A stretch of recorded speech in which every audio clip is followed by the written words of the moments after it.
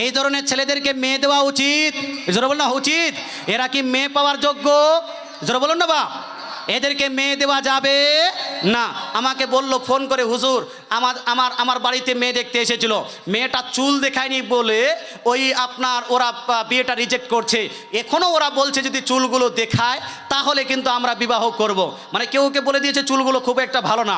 বলতে চাই মুসলমান, তা হুজুর আমরা করব কি? আমি বললাম ভাই তোমার এর থেকে ভালো ভালো জামাই আসার কথা, তোমার এর থেকে আরও ভালো ভালো জামাই আসবে আল্লাহ যদি দে, এর থেকে অনেক স্ট্যান্ডার্ড কোয়ালিটির অনেক ভালো কমসে কম পারেজগার মুত্তাকি পাবে। এই ধরনের ছেলেকে তোমার মেয়ে দেওয়ার কোনো দরকার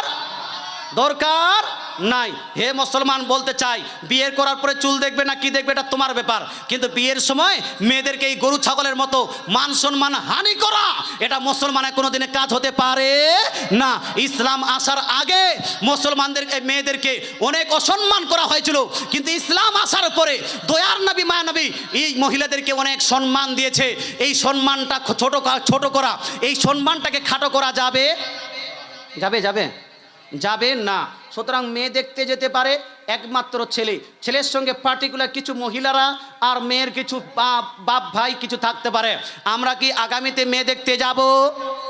জোরে বলেন না বাপ, যাব না। যারা বলছেন হুজুর আগামীতে আর মেয়ে দেখতে যাব না, তারা একটু হাত তুলে বলুন না ইয়া রাসূলুল্লাহ। এ ভাই বলতে চাই, হয়ে গেল এটা কথা, মেয়ে দেখাও হয়ে গেল, বিয়ে ফাইনাল, বিয়ে হবে। বিয়ের আগে অনেক কিছু কাজ হয়। একটা হয় থুবড়া, হয় কি না আপনাদের দেশে? হয় থুবড়া। আর তারপরে হলো হলুদ, গায়ে হলুদ, তারপরে বিবাহ, তারপরে অলিমা, নাকি? আমাদের দেশে মহিলারা বলে যদি থুবড়া না করি তো বিয়েটাই ঠিক মতো হবে না, বরকতে হবে না, এই অমঙ্গল হয়ে গেল। হ্যাঁ না বলুন না।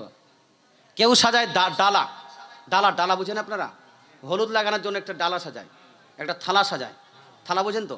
থালা সাজায়, থালাতে কি দেয়? পান দিবে, সুপারি দিবে, দুবড়ি ঘাস দিবে, দুইটা ধান দিবে, একটা কি বলছে আখির দিবে না কি বলছে পাথর দিবে, হয় কিনা বাপ? হ্যাঁ, যদি সুপারি দিবে, সুপারিটা ফেলে দেন রাগ করবে কি করবে না? পান ফেলে দিলে রাগ করবে কি করবে না? একটু হানা বলুন না বাপ, রাগ করবে না? হ্যাঁ, রাগ করবে। তার মানে হলো এই মহিলারা মনে করে বিয়ের সঙ্গে কানেক্টেড এই পান, বিয়ের সঙ্গে কানেক্টেড এই সুপারি, বিয়ের সঙ্গে কানেক্টেড এই ধান, বিয়ের সঙ্গে কানেক্টেড এই আপনার কি বলছে ঘাস। একটু হানা বলেন বাপ। কিন্তু ইসলাম শরীয়তে এই পানের কোনো বিয়ের সঙ্গে সম্পর্ক আছে? জোরে বলুন না আছে? এই ধানের কোনো ইসলাম এই বিয়ের সঙ্গে সম্পর্ক আছে? জোরে বলুন না। পানের সম্পর্ক ধানের বিয়ের সঙ্গে নাই, এই ধানের সম্পর্ক বিয়ের সঙ্গে নাই, এই আপনার সুপারির সঙ্গে বিয়ের সঙ্গে নাই। যদি না থাকে তারপরে এটাকে সম্পর্ক যুক্ত করা, এটা হলো বিদআত কনসেপশন, বিদআত ধারণা। আর ইসলাম শরীয়তে বিদআত ধারণা এটা জায়েজ নয়। এটাকে ইসলাম শরীয়তে বিদআত ধারণা বলে, এটাকে আপনাদের সমাজে, আপনার শিক্ষিত সমাজে বলে কুসংস্কার। এটাকে কি বলা হয়? কুসংস্কার। আর কুসংস্কার ইসলাম মধ্যে চলবে না। তো ধান বাদ না থাকবে, এজন্য বলুন না, ধান বাদ, পান বাদ, তারপরে এই কি বলছে সুপারি বাদ, ঘাস যারা বলুন বাদ, এটা চলবে না। রাখতে যদি চান হলুদ যদি রাখতে চান হলুদ রাখতে পারেন, হলুদ রাখেন, এটা এগুলোকে জরুরি মনে করা এটা চলবে না।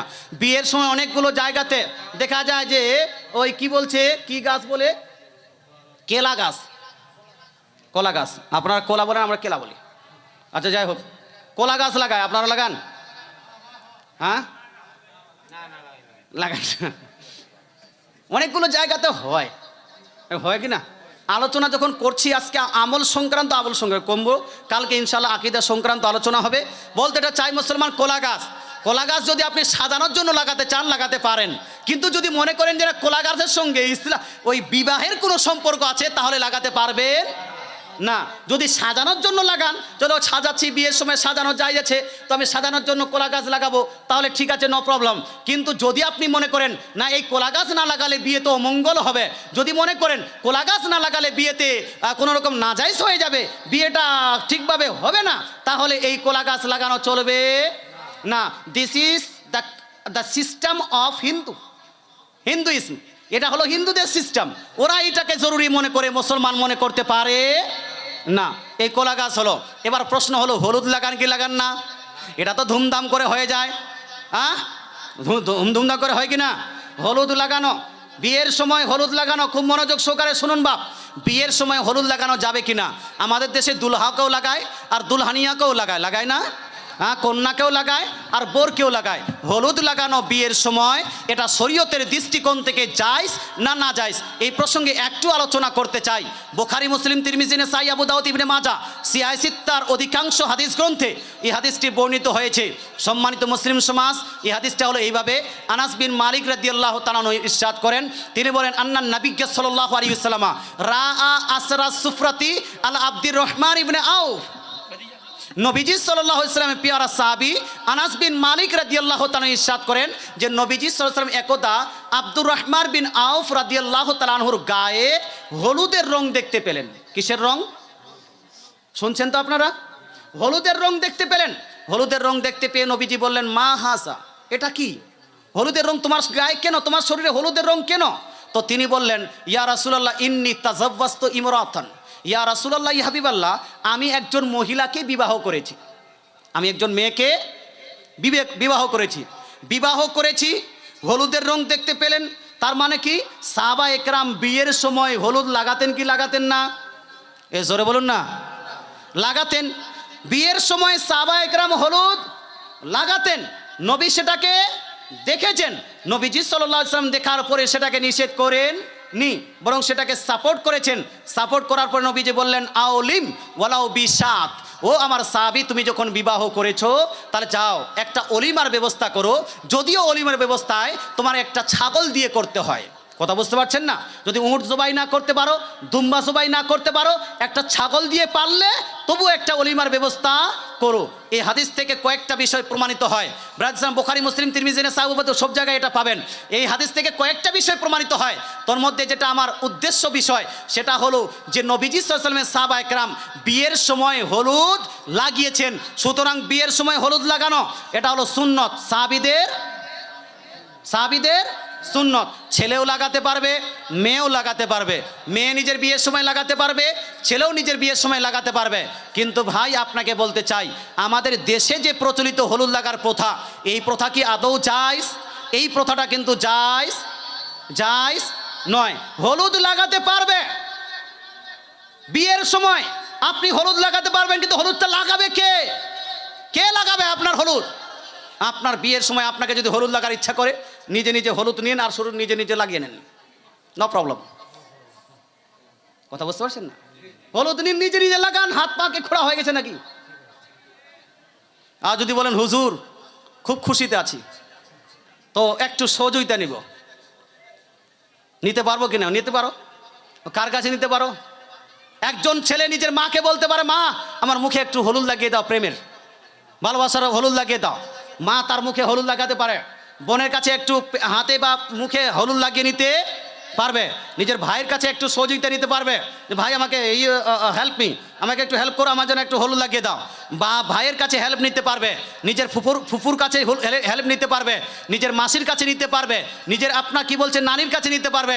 তার দাদি হলুদ লাগাতে পারবে, নিজের দাদি হলুদ লাগাতে একটু নাতির একটা মুখে হলুদ লাগিয়ে দিতে পারবে। এ সমস্ত মানুষ পারবে।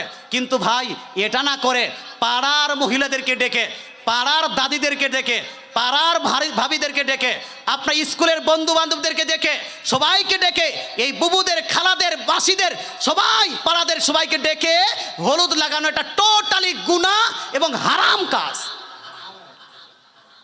এটা টোটালি গুনাহ এবং হারাম কাজ। কোনো ভাবি আপনার গায়ে স্পর্শ করতে পারবে না, টাচ করতে পারবে না।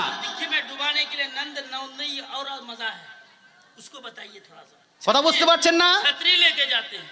কথা বুঝতে পারছেন বাপ? ভাবিরা, গ্রামের ভাবিরা এসে আপনার শরীর টাচ করতে পারবে? বলুন না বাপ, পারবে? গ্রামের নানিরা এসে টাচ করতে পারবে, গ্রামের দাদিরা এসে টাচ করতে পারবে, গ্রামের কাকিরা এসে টাচ করতে পারবে। কাকি হোক, দাদি হোক, ভাবি হোক, নানি হোক, যারা গ্রাম ব্লাড রিলেশন তেমন নেই যে তার সঙ্গে বিবাহ করা হারাম। এমন রিলেশন নেই। এই সমস্ত মহিলাদেরকে ডেকে হলুদ লাগানোর যেটা প্রথা, এটা টোটালি নাজায়েজ এবং গুনাহের কাজ। কুকুরের মাংস খাওয়া যেভাবে হারাম, তদ্রূপ এই কাজগুলো করা হলো মুসলমানদের জন্য হারাম। এই কাজ করা যাবে যাবে না। তা আপনারা কি হলুদ লাগাতে যাবেন? এজন্য বলুন না বাপ। হলুদ লাগানোর জন্য কোনো বন্ধু যদি বলে, এই বন্ধু তোমার হাত আছে পা আছে সব কিছু আছে, লাগানো নিজে নিজে, আমাকে কেন ডাকো? হানা বলুন না, নিজে নিজে লাগাও, যত পারো লাগাও। আজকাল দেখা যায় যে হলুদ এদিকে সেদিকে কোথায় কোথায় হাত লাগিয়ে দেয়। হে মুসলমান, আপনাকে বলতে চাই, বেশরম বেহায়া বলতে চাই, একজন পুরুষ গোটা জীবন যতগুলো আপনার হারাম কাজ করে না, যতগুলো গুনাহ করে না, বিয়ের সময়, নিজের বিয়ের সময় তো তার থেকে বেশি হারাম কাজ করে কি করে না? করে না ভাই? দেখবেন মহিলারা এমনিতে ঠিকঠাক আছে, কিন্তু বিয়ের সময় গীত গাইতে শুরু করলো, ঠুমকা লাগাতে শুরু করে দিল। একটা 80 বছর 70 বছরের একটা বুড়ি, এই 70 বছরের বুড়ি জীবনও ডান্স করেনি, জীবনও নাচ গান করেনি, কিন্তু নাতিপুতির বিয়ে বাড়িতে ওই বুড়িকেও দেখেন একটু কোমরে ঠুমকা লাগাচ্ছে। একটু হানাগ্রহ হয় কি হয় না? হে মুসলমান, আপনাকে বলতে চাই, এই ধরনের বেশরম বেহায়া বুড়িদেরকে বলতে চাই, এই ধরনের বেশরম বেহায়া মুসলমানদেরকে বলতে চাই, মুসলমান, আপনি একজন মুসলমান, আপনাকে যদি করতে হয় তাহলে সেই কাজ করতে হবে যেই কাজ আমার নবী করতে বলেছেন, সেই কাজটাকে পরিত্যাগ করতে হবে যেই কাজটা নবী আমাদেরকে পরিত্যাগ করতে বলেছেন। সুতরাং যদি আপনি খাঁটি মুসলমান হতে চান, কারো বিয়েতে এইরকম উল্টাপাল্টা হলুদ লাগাতে যাবেন, আর নিজের কারো বিয়েতে নিজ স্ত্রীকে, নিজ বাড়ির মহিলাদেরকে অন্যের বিয়েতে হলুদ লাগাতে দিতে যেতে পারবেন না। বলেছেন এটা হলো পুরুষের কথা। আর মহিলা, মেয়েটাকে কে হলুদ লাগাবে? মেয়েটাকে হলুদ লাগাবে? মেয়েটা নিজেই খুব সুন্দর করে হলুদ লাগাও, নাকি দরজা বন্ধ করে জামান তা করো, এটা নিজে করতে পারে, নিজে শরীরে নিজে হলুদ লাগাবে। যদি নিজে না পারে, তাহলে ওর মাকে বলতে পারে, আম্মা একটু হলুদ লাগিয়ে দাও না। ঢানা বলুন না, প্রেমের সহিত, ভালোবাসার সহিত। অর্ডার দিতে পারবে না। কথা বুঝতে পারছেন না? নিজ বাবার হাত থেকে যদি হলুদ নিতেই হয়, তাহলে নিতে পারে শুধু চেহারাতে। কথা বুঝতে পারছেন? নিজের পার্সোনাল ভাই, ব্লাড রিলেটেড যেটা ভাই, সেই ভাইয়ের কাছে যদি নিতে হয়, তাহলে চেহারা নিতে পারে, হাতে নিতে পারে। কথা বুঝতে পারছেন বাপ? নিজের ফুফুর কাছে অল্প নিতে পারে, নিজের মাসির কাছে এই যে চেহারা টেরা এগুলোতে নিতে পারে। সব জায়গায়, যারা বলেন না, সব জায়গায় নয়, নিজের এগুলো নয়। অনেকগুলো জায়গাতে দেখা যায় হলুদের আগের দিন ওই মেয়েটার মা গোটা গ্রামে খবর দিয়ে বেড়াচ্ছে যে কালকে আমার মেয়ের হলুদ, বুবু তুই আসিস, মাসি তুই আসিস, ও চাচা আপনিও আসবেন, মৌলভী সাহেব একটু আপনিও আসবেন, আমার মেয়ের হলুদ আপনিও আসবেন, হাজি সাহেব আপনিও আসবেন। আর হাজি সাহেব বুড়ি মারা গেছে 20 বছর আগে, চান্স তো পায়নি দেখাশোনা কোথাও। হ্যাঁ, ওই চায়ের দোকানে বসলো, মানুষ বলে হাজি সাহেব চায়ের দোকানে বসে টিভি দেখছেন, তো কোথাও তো কিছু পাচ্ছে না, তো ওই হাজি সাহেব যেন টুকুর করে চলে গেছে ওই হলুদ লাগাতে। হ্যাঁ, ওই মৌলভী সাহেবও চলে গেছে। শুনুন, কোনো হাজি সাহেব, কোনো গাজী সাহেব, কোনো মৌলভী সাহেব যদি এই হলুদ লাগাতে যায়, এটা হালাল হবে না হারাম? ওই মেয়ের শরীর স্পর্শ করা যাবে, যেন করা যাবে। মেয়েটার দিকে তাকানো যদি হারাম হয়, শরীর স্পর্শ করা তো আরো হারাম না? হাজি সাহেবের জন্য জায়েজ? জোরে বলুন না বাপ। হাজি সাহেবের জন্য জায়েজ, মৌলভী সাহেবের জন্য জায়েজ, পীর সাহেবের জন্য জায়েজ না। যদি কোনো পীর সাহেব করে, এই পীর সাহেব ভণ্ড, এই পীর সাহেবের হাতে বায়াত গ্রহণ করা হলো হারাম। আর যদি কোনো মৌলভী সাহেব এরকম হলুদ লাগায়, এই মৌলভী সাহেব হলো ভণ্ড, এই মৌলভী সাহেবের পিছনে নামাজ পড়াও হলো হারাম। কথা বুঝতে পারছেন না? আচ্ছা, হাজি সাহেব করে, ওই হাজি সাহেবের সম্মান করা, কারণ হলো ফাসিকে মৌলিন, আর ফাসিকে মৌলিনের সম্মান করা যাবে না। তো যদি পীর সাহেব যদি না পারে হলুদ লাগাতে, পীর সাহেব যদি না পারে হলুদ লাগাতে, যদি মৌলভী সাহেব হলুদ লাগাতে না পারে, যদি হাজি সাহেব হলুদ লাগাতে না পারে, তাহলে আপনারা পারবেন? আপনারা কি পীর সাহেব থেকে বড় হয়ে গেলেন নাকি? হারাম বলেন না বাপ, মৌলভী সাহেবের থেকে বড় হয়ে গেলেন নাকি? মৌলভীর জন্য হারাম তো আপনার জন্য হালাল হয়ে যাবে। হে মুসলমান, আপনাকে বলতে চাই, মুসলমান কোনো ছেলে, গ্রামের কোনো ছেলে, কোনো নামাজি, কোনো হাজি, কোনো গাজী, কোনো বন্ধু, কোনো বান্ধবী তার শরীরে টাচ করে হলুদ লাগাতে পারবে না। এই প্রথাটা টোটালি আমাদের দেশে হারাম হিসাবে প্রচলিত আছে। এটাকেও বর্জন করতে হবে কি হবে না? হবে কি হবে না? বিয়ের সময় ঠুমকা লাগানো যাবে না, আর কারো কোনো মহিলার গায়ে হাত লাগিয়ে হলুদ লাগানো যাবে না। যদি হলুদ না লাগানো যায়, তাহলে গীত গাওয়া যাবে বাপ? এত অশ্লীল গীত, এত জানা বেহায়াপনা গীত যে শুনে একজন শিক্ষিত ব্যক্তি, একজন সুস্থ মস্তিষ্ক সম্পন্ন ব্যক্তি, যেগুলো তার ছোট ব্যক্তি আছে যে বেহায়া বেশরম, যার কোনো লজ্জা শরম নাই, সে তার ব্যাপার কথা আলাদা। কিন্তু একজন সুস্থ মস্তিষ্ক সম্পন্ন ব্যক্তি এই মহিলাদের গীত পর্যন্ত শুনতে পারবেন, এত অশ্লীল ভাষা এরা ব্যবহার করে। করে কি করে না ভাই? করে না? আপনাদের দেশে নাই, আপনারা রেগে যাচ্ছেন কেন? আমাদের দেশে খুব হচ্ছে বা মহিলারা যেন ঘাড়ে ঘাড় মিলিয়ে ঘাড়ে হাত দিয়ে আর ঠুমকা লাগাচ্ছে আর গীত গাচ্ছে। হে মুসলমান, আপনাকে বলতে চাই এগুলা তো হয় আর অনেকগুলো জায়গাতে আবার ডুবাডুবি হয়। এদিকে হয় না